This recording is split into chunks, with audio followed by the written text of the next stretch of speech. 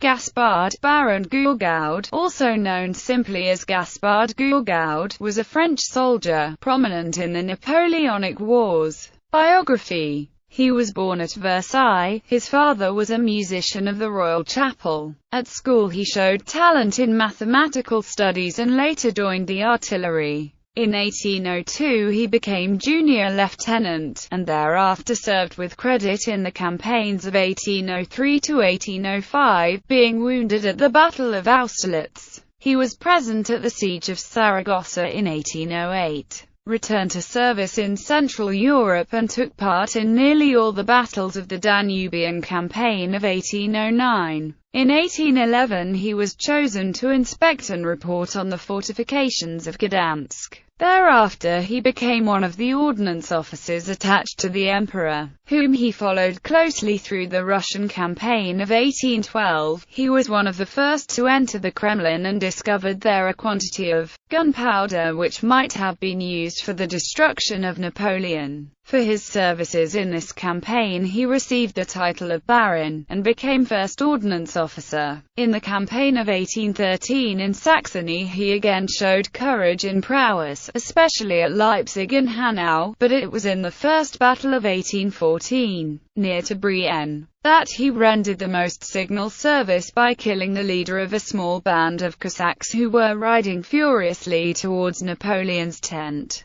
Wounded at the Battle of Montmirail, he recovered in time to be involved in several of the conflicts which followed, distinguishing himself especially at Laon and Reims. Though enrolled among the royal guards of King Louis XVIII of France in the summer of 1814, he embraced the cause of Napoleon during the 100 Days, was named general and aide-de-camp by the emperor, and fought at Waterloo. After the second abdication of the emperor, Gourgaud retired with him to Rochefort. It was to Gourgaud that Napoleon entrusted the letter of appeal to the Prince Regent for asylum in England. Gourgaud set off in HMS Slaney, but was not allowed to land in England. Determined to share Napoleon's exile, he sailed with him on HMS Northumberland to St. Helena. The ship's secretary, John R. Glover, has left an entertaining account of some of Gourgaud's gasconades at table. His extreme sensitiveness and vanity soon brought him into collision with Napoleon's other companions, Las Cases and Montholin, in their exile at Longwood. The former he styles in his journal a Jesuit and a scribbler who went there only to become famous. Tiring of the life at Longwood, he decided to leave the island.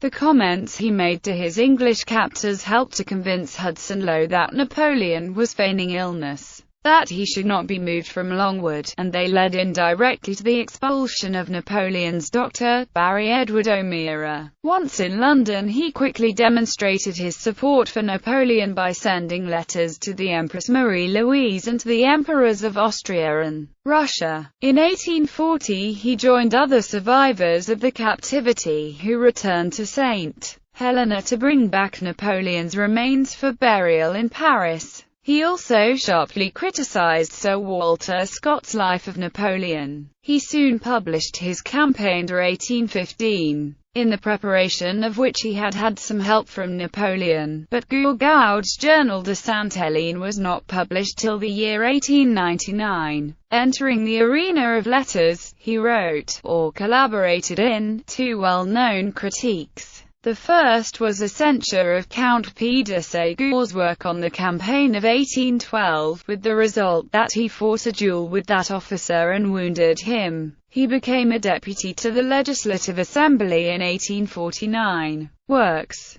Gourgaud's works are La Campagne de 1815, Napoléon et la Grande Armée Écoutienne Russie, Examen critique de l'ouvrage de M. Le Comte P. de Ségur, Réfutation de la vie de Napoléon par Sir Walter Scott. He collaborated with Montholin in the work entitled Mémoires pour servir à l'histoire de France sous Napoléon. and with Belliard and others in the work entitled Bourrienne et ses erreurs, but his most important work is the journal Une écoute dit du Saint-Hélène, which is a remarkably lifelike record of the life at Longwood. See also Notes and Reminiscences of a Staff Officer, by Basil Jackson. Le Général Gourgaud, by Jacques Mackay.